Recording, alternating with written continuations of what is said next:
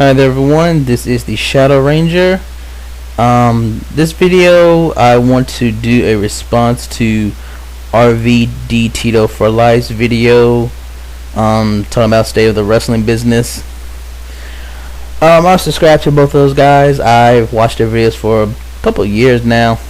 I tend to agree with a lot of what they say, not always everything. In this video I'm just gonna talk about some things from their video that I didn't necessarily agree with. If you haven't seen their video, I'll put the link in the description box so you can check it out.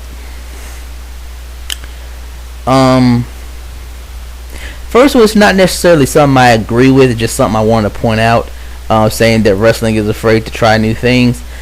You know, I feel like when wrestling does try something new, it usually gets crapped on by people in the business. You know, TNA has tried new things in the past, and pretty much every time they try something new, everyone in the wrestling business complains about it and shits on it and says it's nothing. You know, Ultimate X, people complain, say, you know, I heard people in the wrestling business say it was just a bunch of acrobats, and I've heard people make fun of the X division, just call it midgets, you know, say, oh, they're not big enough, you can't draw because they're not big jacked up guys and things. You know, I've heard people like Jim Cornette, Lance Storm, and other people talk about, you know, the six-sided ring, how it's not traditional, how they hated it and thought it was stupid. You know, it's just something I've said before. You know, wrestling tries to do new stuff, but people usually shit on it. I don't know. The aspect of high flying, I agree with you that wrestling needs to sort of emphasize the things they can do that you just can't get in MMA to set themselves apart. I also agree that you should make wrestling like MMA, because then there'd be no reason to watch wrestling. And while I do like the high flying style, I think it'd be pretty dangerous if that's what wrestling becomes. If wrestling is all of that, then, you know, that style of wrestling is pretty dangerous. It shortens your career. You know, I said before, you know, Matt Hardy will be able to wrestle long after Jeff Hardy has to retire, because Matt cut out all that high flying stuff years ago. And he'll be able to have a longer. He'll most likely have a longer wrestling career forward, barring some sort of severe injury or health issue. And if you try to push that high flying X Division style of wrestling like too much, what happens when people get desensitized to that? I mean, over the past few years, I loved, you know, WCW and cruiserweights when I was a kid, and I liked the X Division when I started watching TNA. But over the past couple of years, I've gotten desensitized to the high flying and the high spot stuff, and after a while, I think other people will too. Something I think wrestling should push, some things I think wrestling should push to set themselves apart from MMA, is you need good storylines. MMA can't really do that. You can't really push a story for an MMA fight because it's a real fight.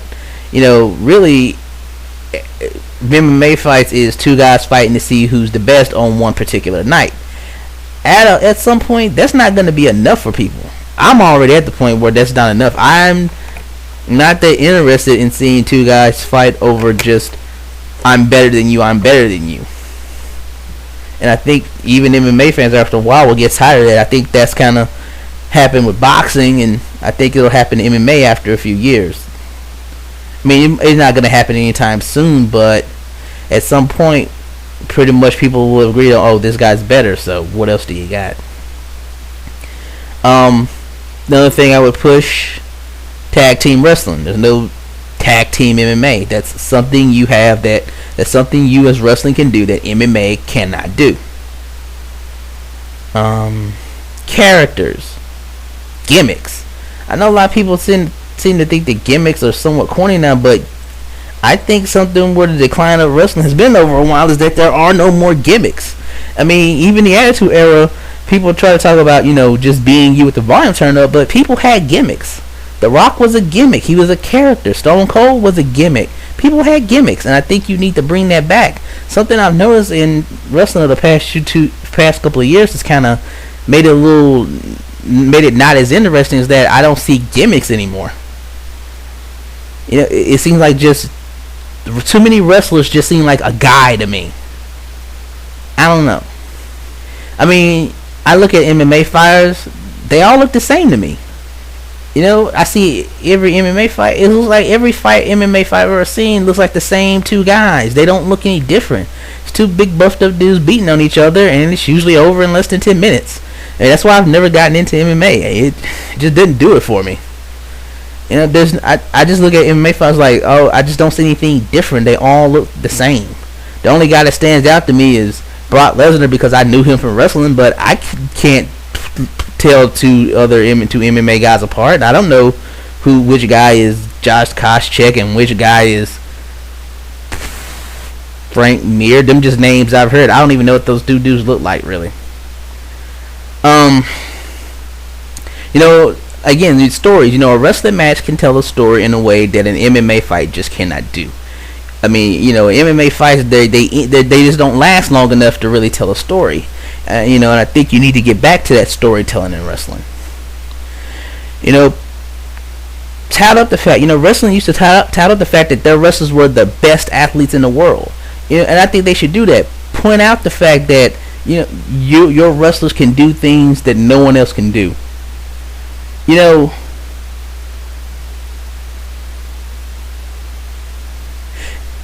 AJ Styles could get in the octagon, throw punches, and try to take a guy down. How many MMA fighters can hit a spiral tap? I'm not saying flat out say that, but I'm just using that as an example. You know, push the things. If wrestling is going to compete with MMA and bring in MMA fans, point out, you give the MMA fans things that they cannot get from MMA. There are things that wrestling can give you that MMA cannot give you. There's things that you can do with a wrestling match that you cannot do with an MMA fight. Push that. If wrestling, I agree, you know, like you said, if wrestling does things, tries to make itself more like MMA, then MMA fans have no reason to watch. They might as well watch UFC.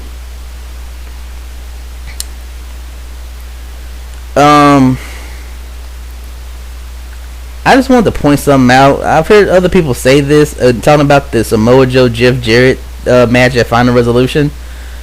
Of course, in any type of MMA fight, Samoa Joe would destroy Jeff Jarrett. That's why Jeff Jarrett cheats every time. He's a heel. That's what heels do. They cheat. I don't get what the deal is.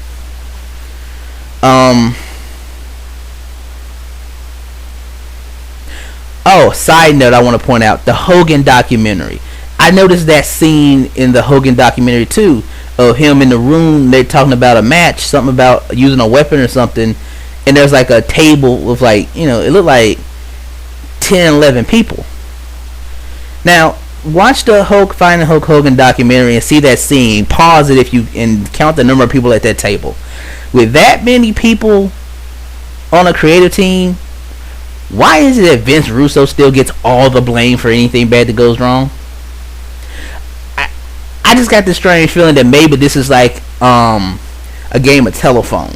Remember that old game you used to play as a kid, telephone, where one person thinks of something and they whisper it in somebody else's ear, and they whisper it to the next person, and the last person says it, and it's almost, whatever the last person says is almost nothing like what the first person's original message was. I just got a feeling that something like that's going on. Like, Vince Russo comes up with a story, then somebody alters it, somebody else alters it, another guy alters it, and by the time they get to what goes on TV, it's like nothing like what he originally came up with. I'm just saying, I mean, that may not be true, but I'm just saying, with that, if you saw that scene from Finding Hulk Hogan with that many people on creative team, why is it that one guy gets all of the blame? I mean, you know, last year I heard so many people talking about how much better TNA was, and that was during that time where Dixie Carter fired Dutch Mantell and Savio Vega and sent Jeff Jarrett home, and it was like just Vince Russo and that one other Matt Conway booking everything, and it was just two of them, and people were talking about how much better the show was. I mean, we got the end of the main event Mafia, some good matches at Bound for Glory. We got the AJ Joe Daniels 2, the AJ Daniels main event at last year's Final Resolution. I mean, when it was that point last year, when it was just Russo and Matt Conway doing everything, I remember so many people saying how much better the show was. Maybe it's not that Vince Russo, and when you think about it, same can be said for WCW. He wasn't solo in WCW. He had to work with a committee of people who altered things that he came up with too. I mentioned before, the David Arquette thing. It might have been his idea, but it was like other people on that team who all had to agree with it and then decide how they were going to do it. You gotta wonder how many people alter what he comes up with. Because, when he was in WWF, he would come up with something, and then just Vince McMahon would tweak it a bit, and that was it. He didn't have 4, 5, 6 people having say. Russo would come up with some stuff, and then Vince McMahon would do a little editing, and that was just it. Maybe the problem isn't Vince Russo, it's all the people getting in his way. How do we know that the stuff Russo comes with originally isn't good, and then it ends up bad because everybody else is altering and inputting and changing and having say? Maybe if they just got out of his way and let him do his stuff, he might put out a good product, a much better storylines that more people would like. Maybe the problem isn't Russo. Maybe the problem is all the people getting in his way. Just a theory. Again, look at that clip from Finding Hulk Hogan. You saw how many people were sitting at that table. Why does Russo get all the blame when there's that many people deciding? Just saying.